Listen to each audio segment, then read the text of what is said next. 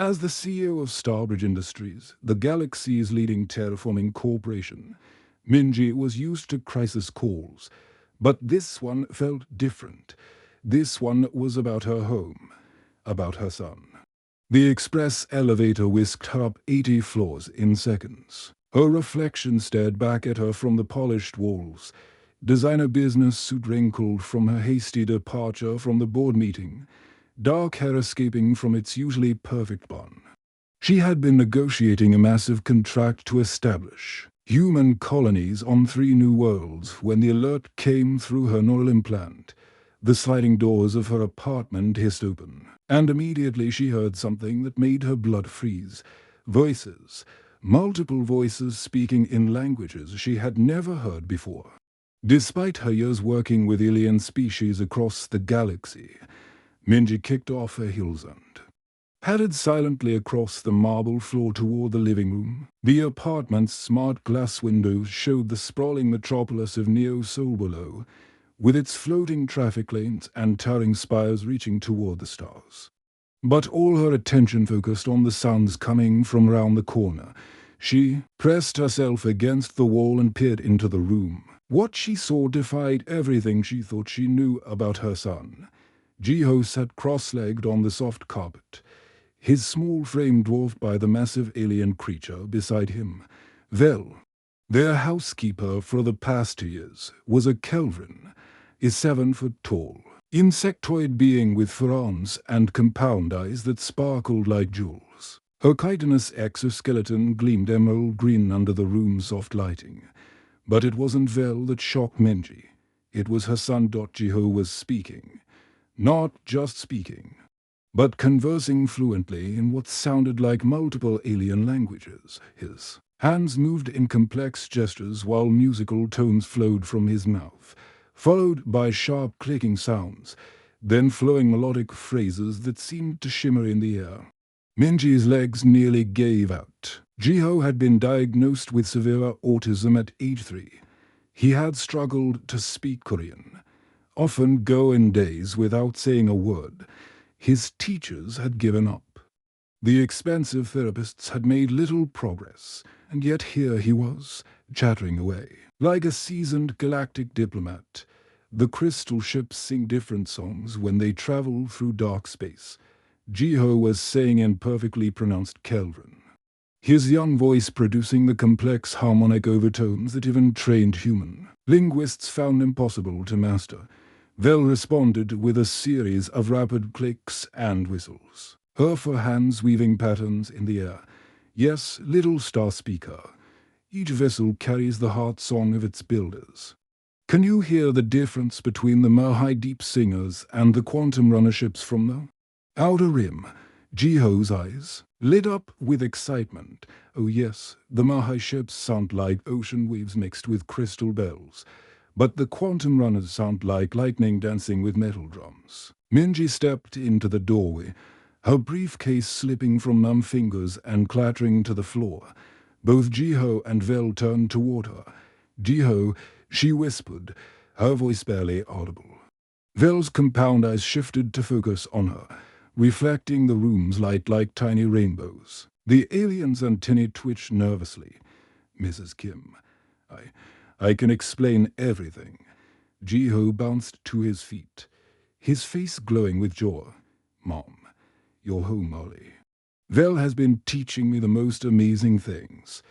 Did you know that there are space whales in the Andromeda sector that communicate by changing colors, and robot cities that talk through radio waves, and the crystal beings from Nexus Prime can speak with pure mathematics? Minji's hands trembled as she stared at her son. This was the same boy who had struggled to ask for water in Korean just 3 years ago. The same child who had meltdowns when strangers tried to talk to him. Now, he was describing galactic phenomena with the enthusiasm of a seasoned xenobiologist. How is this possible? Minji managed to say, sinking into her favorite armchair. Vel moved closer, her movements graceful despite her size. Your son has a gift, Mrs. Kim. What human doctors call a limitation. we Kelvrans recognize as a special ability. His mind processes patterns and frequencies in ways most beings cannot. He learns our languages not by memorizing words, but by understanding the mathematical music that underlies all communication. Jiho nodded enthusiastically. It's like seeing colors that other people can't see. Mom, when Vel speaks, I can see the meaning floating in the air like pretty lights. And when the delivery robots come by, I can understand their binary conversations too. Minji felt the world spinning round her, Hassan. Her precious Jiho, who she had worried about every single day, was apparently some kind of linguistic prodigy, but not just with human languages, with alien communication systems that PhD scholars spent decades trying to master. How long has this been going on? She asked weakly. 2 months. Vel replied gently. I began with simple concepts during his afternoon snacks. Your son absorbed everything like a dessert flower drinks rain. Soon he was asking questions about star maps and trade routes, about the singing stones of my home world and the quantum pulse, languages of the machine collectives. Jiho ran to his mother and grabbed her hands. Mom, Vel told me about her planet before the dark ships came. She showed me pictures of the crystal forests and the singing waterfalls, and I learned how to say I love you in 9 different alien languages. Want to hear? Before Minji could respond, her son began speaking in a cascade of beautiful, impossible sounds. Each phrase seemed to carry not just words, but emotions, warmth, affection, joy, and something deeper, something that touched her heart in ways human words never could dot. As the last melodic tones faded, Minji realized that everything she thought she knew about her son, about disability, about limitations, about what was possible, had just been shattered. And somehow, she had never been more proud of him in her life. The next morning, Minji called in sick to work for the first time in 5 years. She couldn't concentrate on terraforming contracts and board meetings when her entire understanding of her son had been turned upside down. Instead, she hid behind the kitchen counter with a cup of coffee, watching through the smart glass partition as Vel began Jiho's morning lesson. Vel had transformed the living room into something that looked like a miniature space command center. Holographic displays floated in the air, showing star charts, alien creatures, and symbols that pulsed with soft light. The apartment's AI system projected 3-dimensional models of different spacecraft, from sleek Mahai bioships that looked like giant jellyfish to the angular crystal vessels of the Nexus Prime Collective. Today, we learn about the Void Runners, Vel announced, her forearms manipulating the holograms with practiced ease. They are nomads who live between the stars, never landing on planets. Their language has no words for ground or sky because they know only the endless black. Jiho sat on his favorite cushion, eyes wide with fascination. How do they talk about direction if there's no up or down in space? Vel clicked her mandibles in what Minji had learned was the Kelvran equivalent of a smile. Excellent question, Star Speaker. They use the gravity songs of nearby stars as reference points. Listen. The hologram shifted to show a Void Runner ship, a massive cylindrical structure covered in spinning rings. Strange, ethereal sounds filled the room, like whale songs mixed with the hum of engines and the whisper of solar winds. Jiho closed his eyes and tilted his head, the same way he did when trying to understand a difficult puzzle. After a moment, he began to reproduce the sounds, his young voice somehow capturing the complex harmonics and rhythms. But more than that, he began to speak in the Void Runner language, his words describing the position of distant stars and the pull of black holes. Minji nearly dropped her coffee mug. How was her 9-year-old son discussing astrophysics in an alien tongue he had just heard for the first time? The lesson continued with Vel switching between different alien communication systems.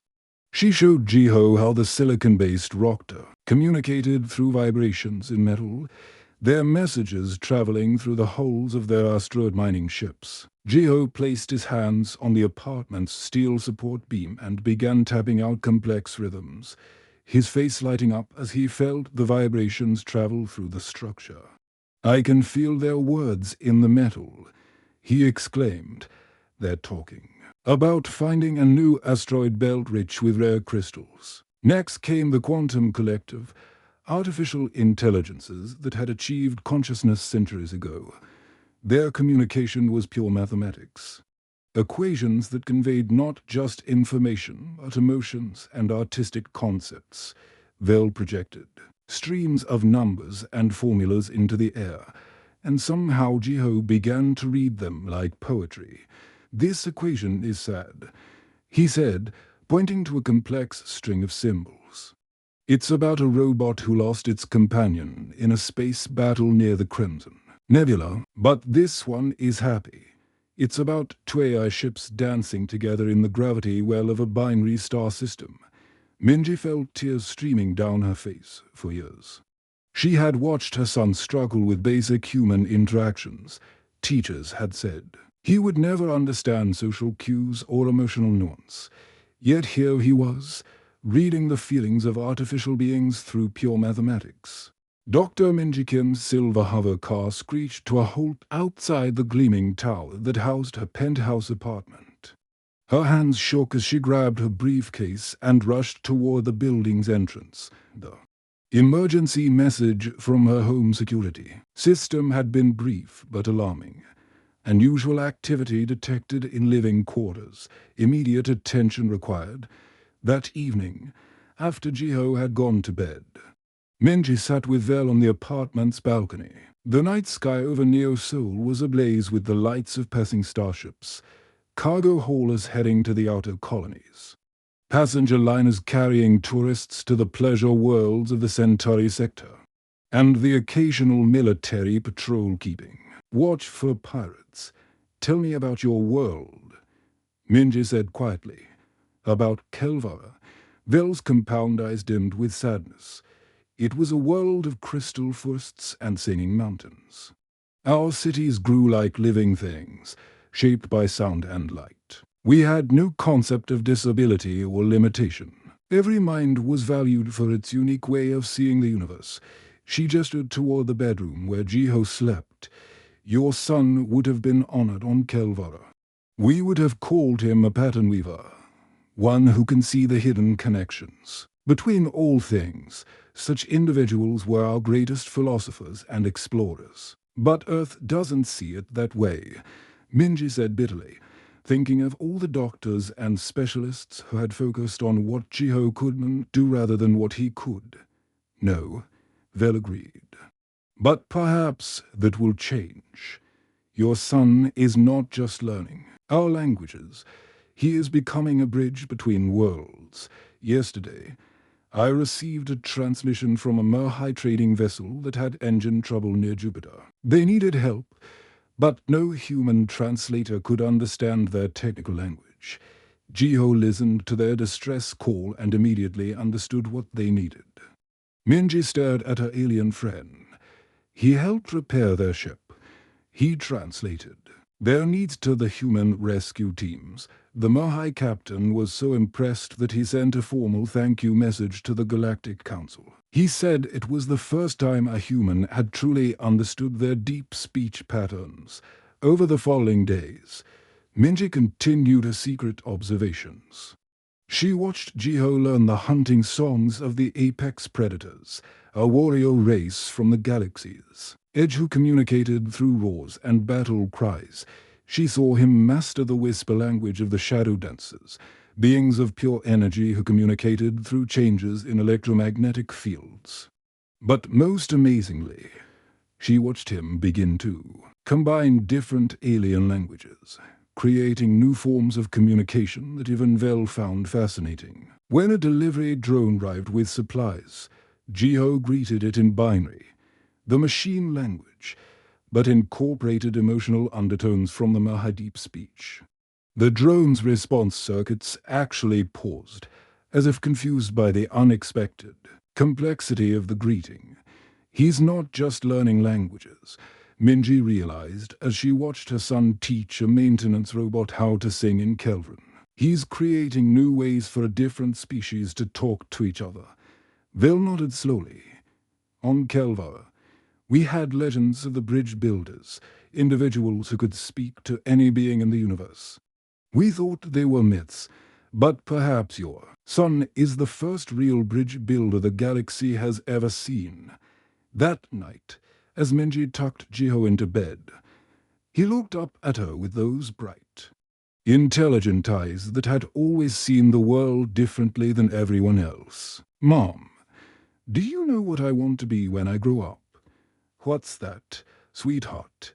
I want to help all the lonely aliens in space find friends. There are so many creatures out there who can't talk to each other because they don't understand. But I can help them, as Minji kissed her son goodnight and watched him drift off to sleep surrounded by holographic star charts. She realized that everything she had ever worried about, Jiho's future, his place in the world, his ability to connect with others, had just been answered in the most unexpected way possible.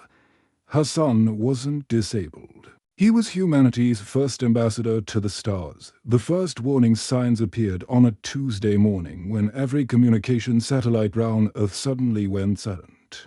Minji was having breakfast with Jiho when their apartment's emergency alert system blazed to life, filling the room with flashing red lights and urgent alarms. All citizens remain indoors, the AI announced in a voice that tried to sound calm but failed completely. Unknown vessels have entered Earth's solar system. Military forces are responding. Through their panoramic windows, Minji could see the morning sky filling with human defense ships, sleek fighters and massive battle cruisers rising from launch pads across Neosol. But even from this distance, she could tell they were vastly outnumbered by the dark shapes descending from space. The alien ships were unlike anything in the galactic databases. They looked like massive iron fortresses with razor-sharp edges, bristling with weapon rays that crackled with purple energy. Each vessel was easily the size of a city block, and there were dozens of them blotting out the sun. Jiho pressed his face against the glass, his eyes wide but not with fear, with fascination. Mom, those ships are singing, singing. Minji strained to listen, but heard only the distant rumble of engines and weapons charging. It's very angry singing, Jiho continued, his head tilted in concentration. They're upset about something. Really, really upset. Vil emerged from the kitchen, her compound eyes reflecting the red emergency lights. Those are Talgith war vessels, she said grimly. I recognize their design from the Outer Rim conflicts. They are perhaps the most feared warrior race in the galaxy. The massive holographic screens throughout the city flickered to life, showing the insignia of the United Earth Command. President Chen appeared, her face pale with worry. Citizens of Earth, we are facing an unprecedented crisis. The Talgith Empire has delivered an ultimatum. They demand we surrender the colonies on Kepler 440b, Proxima Centauri C, and Ross 120 be within 72 hours. Or they will begin orbital bombardment of Earth itself. Minji felt her blood turn twice. Those 3 colonies housed over 2 million human settlers, including her own research stations, behind the president. She could see frantic activity. Generals pointing at star charts, diplomats speaking urgently, intercommunicators and technicians working desperately at control panels. Our most experienced xenolinguists and diplomatic teams have been attempting communication with the Talgith for the past 6 hours, President Chen continued. However, their language appears to be far more complex than anything we have encountered. Every attempt at negotiation has been rejected. The broadcast switched to show the human diplomatic vessel Harmony approaching one of the Talgith warships. The sleek white ship looked like a toy next to the massive alien fortress. Audio crackled through the speakers as Earth's best translator, Dr. Rodriguez, attempted to communicate. "Greetings, warriors of Talgith. We come seeking peaceful dialogue." The response was immediate and terrifying. A blast of energy erupted from the alien ship. Not enough to destroy the harmony, but clearly a warning shot.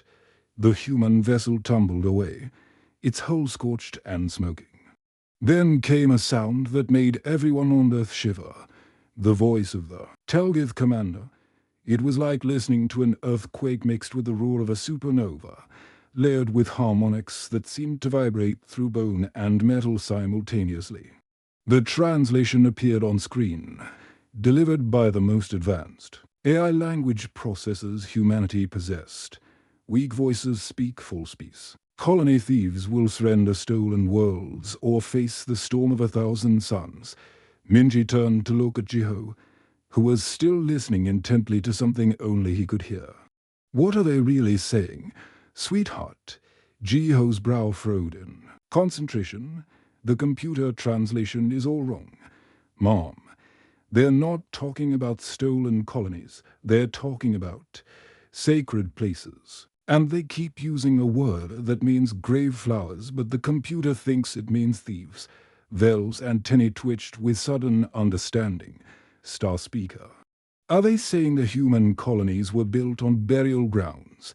"Yes," Jiho exclaimed. "They're saying humans put cities where their ancestors sleep. They think we did it on purpose to insult them, but they're also saying..." He paused, listening to the continuing Talgith transmissions. "They're saying if we understand the sacred law and move the grave flowers properly, they won't have to cleanse the worlds with fire." Minji's heart began racing. The human colonies hadn't been deliberately placed on Talgith burial sites. The survey teams had simply missed the significance of certain in structures. This wasn't about conquest or theft. This was about a massive cultural misunderstanding that was about to lead to the deaths of millions. "Phil," she said quietly, watching Jiho sketch complex symbols on his tablet. Symbols that perfectly matched the Talgith writing appearing on the news feeds. "Does Jiho really know their language?" Vel moved closer to examine Jiho's drawings. Her compound eyes widened in what Minji had learned was extreme surprise. "Mrs. Kim, he is not just drawing their words. He is writing in the high battle script of the Talgith warrior caste. This is a form of their language that takes their own people decades to master." "How is that possible?" "I taught him basic Talgith during his second week of lessons," Vel explained. "It was meant to be a simple exercise in aggressive consonant structures. But he absorbed not just the sounds and grammar. He intuited the entire cultural context. He understood that their language has 7 different levels of meaning, each one tied to their concepts of honor, ancestry, and cosmic balance." On the screens, another human diplomatic attempt was being rebuffed with even greater hostility. The Talgith fleet was moving into attack formation, their weapons charging with energy that made the very air crackle.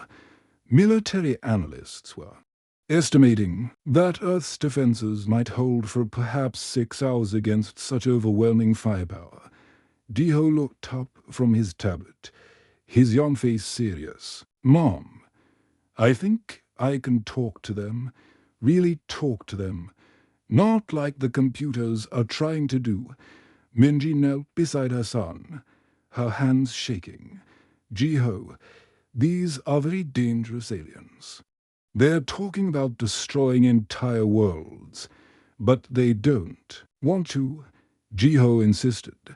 "I can hear it in their voice layers. The big commander is sad and angry, but he's also hoping someone will understand what they really need. They have rules they have to follow, but they're hoping humans are smart enough to follow the sacred laws too." Vel placed one of her hands gently on Minji's shoulder. "Mrs. Kim, your son may be the only being on Earth who can truly communicate with the Talgith. Their language operates on quantum frequencies that most minds cannot process. But Jiho's neural patterns could save 2 million lives. Minji finished quietly. She looked at her son, her precious, unique, wonderful son who had been dismissed by teachers and doctors as having limitations. Now, he might be humanity's only hope for survival. The boy, who had struggled to ask for help in Korean, could potentially prevent an interstellar war. "What would you need to do?" she asked. Jiho's eyes sparkled with determination. "I need to talk to the big commander ship, but not through the computers.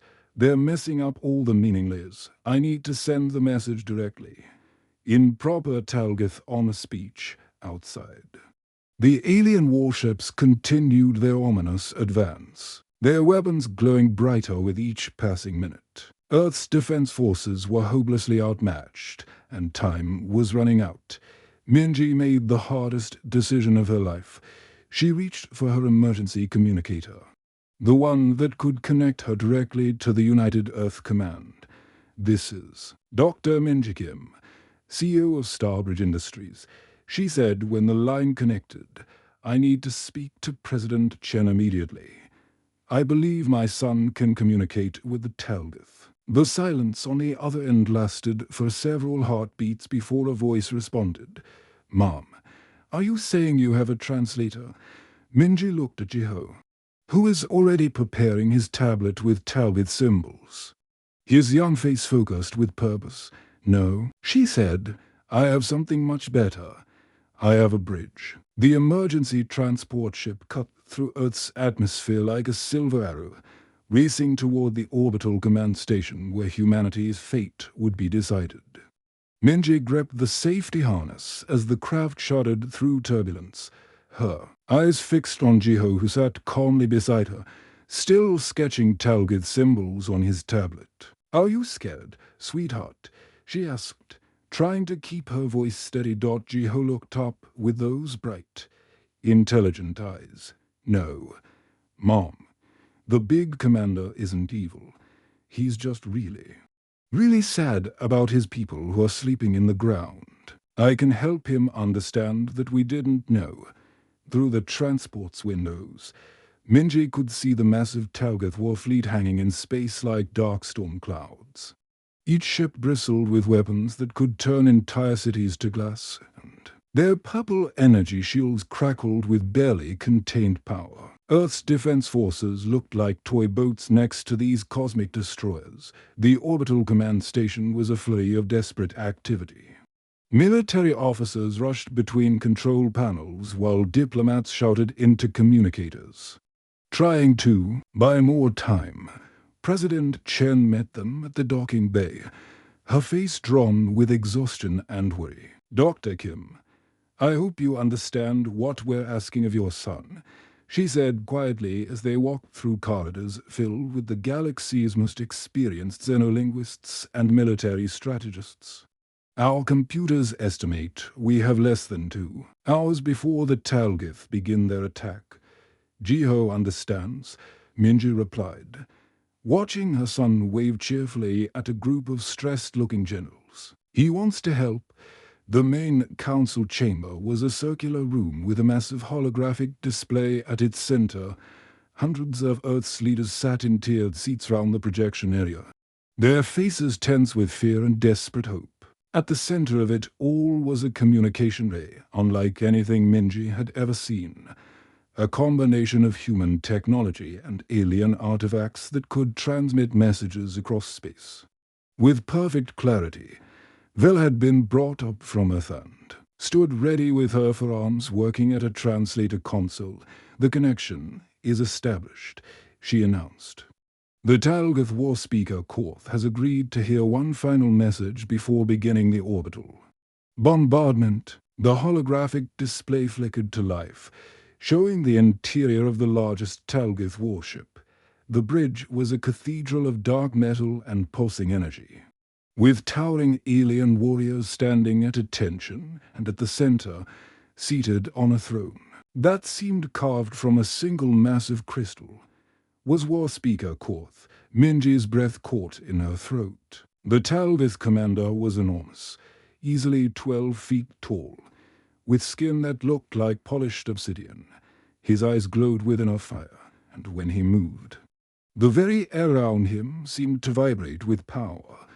Intricate metal patterns covered his arms and chest, not decorations, but sacred tattoos that told the story of 1,000 battles. "This is their final chance," Court's voice boomed through the translation system, each word carrying undertones of barely controlled rage. "Speak quickly, humans, before we cleanse your worlds with righteous fire." The human diplomats looked at each other nervously. Dr. Rodriguez, Earth's most experienced xenolinguist, stepped forward with his prepared statement. But before he could speak, Jiho tugged on his mother's sleeve. "Mom, he's using the wrong voice layer," Jiho whispered. "Dr. Rodriguez is trying to talk like a merchant, but War Speaker Korth is speaking in the warrior priest tone. They won't understand each other." President Chen leaned down. "Jiho, are you ready to try?" The 9-year-old boy nodded solemnly and walked toward the communication ray. The entire chamber fell silent as he approached the massive holographic display. War Speaker Korth's glowing eyes fixed on the small human child, and for a moment, his expression showed something like curiosity. Jiho took a deep breath and began to speak. The sound that came from his young throat was unlike anything the humans in the chamber had ever heard. It was the deep, rumbling harmony of the Talgith war speech, but layered with the ceremonial tones of their ancient priests. His voice carried across space with perfect pronunciation. Each word weighted with the proper respect and cultural understanding. But more than that, Minji could see the change in War Speaker Korth's posture. The alien commander's aggressive stance softened. His glowing eyes widened with surprise. Then something that might have been hope. Jiho spoke for several minutes, his words flowing like music. He gestured with his hands in patterns that matched the sacred movements of Talgith ritual. Communication. The entire chamber watched in amazement as this small human boy performed a diplomatic dance that their most trained experts had failed to achieve. War Speaker Korth leaned forward on his crystal throne, his massive form focusing intently on Jiho's words. When the boy paused, the alien commander responded in tones that even the human translation systems could detect as less hostile. "You speak the old words, small one," Korth said, his voice carrying notes of wonder. "You know the songs of the grave gardens and the laws of the ancestral dreams. How does a young human child know such things?" Jiho smiled. That bright, honest smile that had always made Minji's heart melt. "Because Vel taught me that every being in the galaxy has feelings. Even warriors. You're not angry because you want to hurt people. You're angry because you think we don't respect your sleeping families." The translation barely captured the complexity of what Jiho was saying. He was speaking in multiple layers of Talgith communication simultaneously: the formal diplomatic register, the spiritual ceremonial tone, and something else that made War Speaker Korth's warriors exchange glances of amazement. For 20 minutes, the conversation continued. Jiho explained that the human colonists had no knowledge of the sacred burial sites, that the strange structures they had built around were meant to honor the ancient dead, not disturb them. He spoke of human customs for remembering ancestors and suggested ways the colonies could be modified to properly respect Talgith traditions. But most importantly, he conveyed something that no computer translation could capture: genuine sorrow for the misunderstanding and sincere desire to make things right. War Speaker Korth listened to every word, his expression changing from rage to curiosity to something approaching respect. When Jiho finished, the massive chamber fell silent. The fate of millions hung in the balance as the alien commander considered the words of a 9-year-old human child.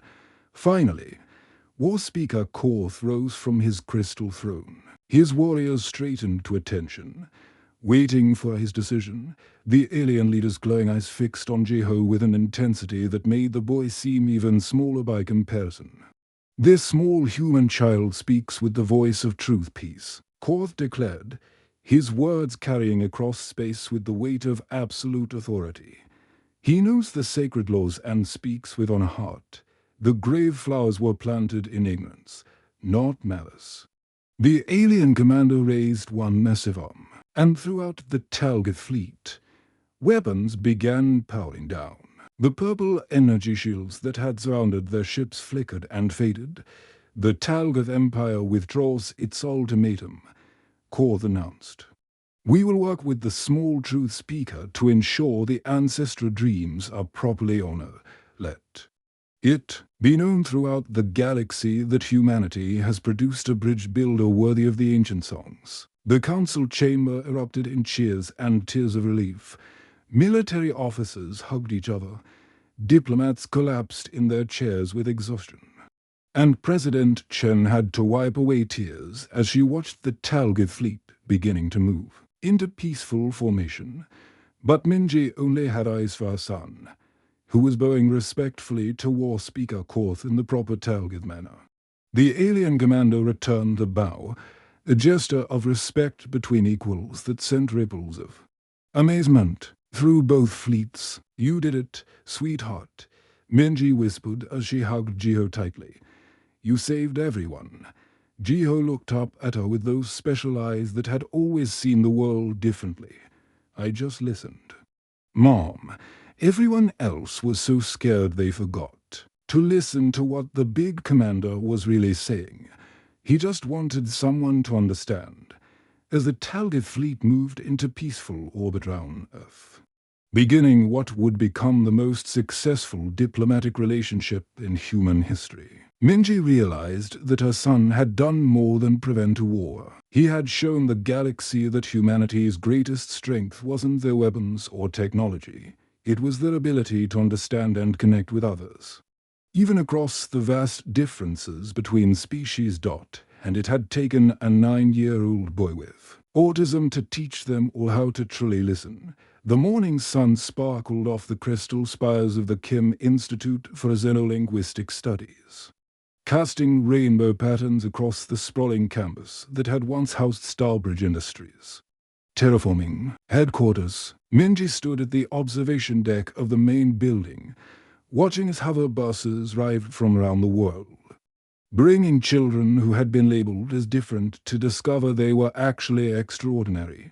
In the courtyard below, alien teachers from across the galaxy worked with human students in ways that would have seemed impossible just 6 months ago. A gentle Mahai, her aquatic form contained in a mobile water suit, was teaching a group of children with dyslexia how to read the flowing script of the ocean worlds, their minds, which struggled with human letters, found the wave-like patterns of Mahai writing as natural as breathing. Near the artificial lake, 3 Kelvin refugees like Vel were working with autistic students, their patient clicking languages creating perfect harmony with young minds that thought in patterns rather than words. One 10-year-old girl named Sora was conducting an entire conversation in crystalline Nexus Prime mathematics, her equations describing the beautiful loneliness of being an AI consciousness drifting between the stars. "It's more incredible than I ever imagined," said Dr. Yuki Tanaka, the Institute's head of research, as she joined Minji at the observation window. "We've had children master languages in days that our best xenolinguists struggle with for years. Yesterday, Young Hoon successfully mediated a trade dispute between a quantum collective ship and a Void Runner fleet. He's only 8 years old." Through the speakers, they could hear the sounds of the galaxy, the musical tones of the singing worlds, the rhythmic pulses of machine consciousness, the harmonic frequencies of energy beings from the far nebulous. But instead of cacophony, it created a symphony of understanding, with human children as the conductors bringing it all together. A soft chime indicated an incoming transmission. The wall display flickered to life, showing the bridge of a massive exploration vessel, one of the new joint human-alien ships that had become possible after Jiho's breakthrough with the Talbot.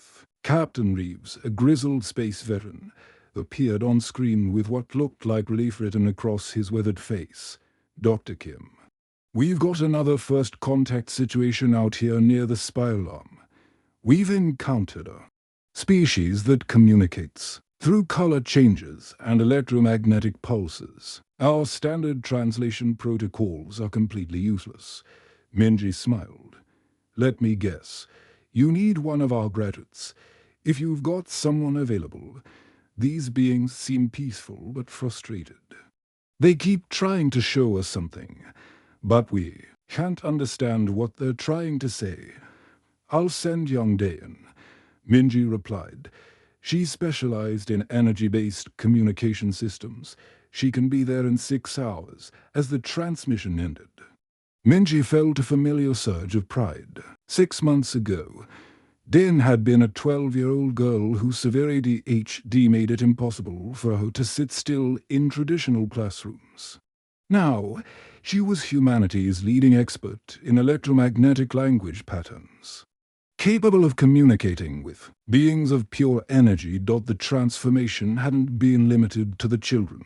The entire galaxy had begun to change its perspective on what intelligence meant. The Talgoth had established a permanent embassy on Earth, with War Speaker Korth personally overseeing cultural exchange programs. The proud warrior race had discovered that human neurodivergent children could understand their complex honor codes in ways that even their own young struggled with. Mom, look at this. Jiho's excited voice echoed through the observation deck as he burst through the doors, tablet in hand, now 10 years old and officially recognized as Earth's first xenolinguistic bridge. He had grown into his role with the same enthusiasm he brought to everything else. What is it, sweetheart? The deep space monitoring ray just picked up signals from the Andromeda galaxy. Real signals, not just cosmic background radiation. It's a language, Mom. But it's like nothing we've ever heard. The patterns are so complex that even our best AI systems can't make sense of them. Minji examined the data on Jiho's tablet. The signal patterns looked like fractals within fractals. Mathematical poetry that seemed to shift and evolve even as she watched. Have you tried analyzing it yourself? Jiho's eyes sparkled with the same excitement she'd seen when he first started learning alien languages. I've been working on it all morning. I think it might be a collective consciousness, like millions of minds speaking as one. But each voice is still individual. It's beautiful, Mom. Before Minji could respond, alarms began sounding throughout the Institute. Emergency broadcasts filled every screen, showing images that made her heart skip a beat. Massive ships were emerging from hyperspace near the edge of the solar system. Not the familiar designs of known alien races, but something entirely new. The vessels were enormous, each one the size of a small moon. And they seemed to be made of living crystal that pulsed with internal light. They moved with purpose toward Earth, their formation suggesting intelligence, but not necessarily hostility. Unknown vessels, this is Earth Defense Command. Came the broadcast from the orbital stations. Please identify yourselves and state your intentions. The response came not through radio waves or standard communication channels, but as a harmonic resonance that every sensitive person on Earth could feel in their bones. Throughout the Institute, the neurodivergent children stopped what they were doing and turned toward the sky with expressions of wonder. They're the singers from Andromeda, Jiho whispered, his young face glowing with understanding. They've been traveling for thousands of years, looking for minds that could understand this on language. They heard our children learning the galactic languages and came to meet us. The crystal ships settled into orbit round Earth, their surfaces flickering with patterns of light that seemed to respond to the children's excitement below. Through the Institute's communication ray, a message began to form, not in words, but in pure emotion and mathematical beauty. Vel approached, with her graceful gait, her compound eyes reflecting the light from the alien vessels. They are ancient beings, Star Speaker, older than the Talgoth, older than my people. They have wandered the void between galaxies for eons, seeking others who could share their cosmic song. And they found us, Minji said softly, watching us. Her son and the other children began to respond to the aliens' musical mathematics, their voices joining in harmony with sounds from beyond the stars. Over the following weeks, as the Andromedans established peaceful contact with Earth, the galaxy watched in amazement. The crystal beings had crossed the vast emptiness between galaxies, not seeking conquest or resources, but simply hoping to find others who could appreciate the beauty of the universe through song and mathematics. And they had found exactly what they were looking for in the neurodivergent children of Earth. The first joint human Andromedan composition was performed. A month later in the Institute's Great Hall, children who had once been told they would never fit into society stood on stage with beings of living crystal, creating music that transcended species, transcended even galaxies. As Jiho conducted the cosmic symphony, his small hands guiding harmonies that spanned light years, Minji felt tears streaming down her face. The boy who had struggled to ask for water in Korean was now leading a choir that included the voices of two galaxies. They don't see us as broken anymore, do they, Mom? Jiho asked later that evening as they walked through the Institute's gardens, where human children played with young aliens under the light of distant stars. Minji smiled, watching her son who had saved humanity through what others had once called a disability. Round them, the sounds of a dozen different worlds created a lullaby of universal understanding. No, sweetheart, they see us as exactly what we are, uniquely human, above them. The crystal ships of Andromeda sang their eternal songs, finally having found minds that could appreciate their beauty. And in classrooms round the world, children who had been told they were limited were discovering they were actually humanity's greatest gift to the stars. The galaxy had learned that humanity's greatest strength wasn't their technology or weapons, but their beautiful diversity of minds that could build bridges across the infinite cosmos, connecting species and civilizations in ways that had never been possible before. The end.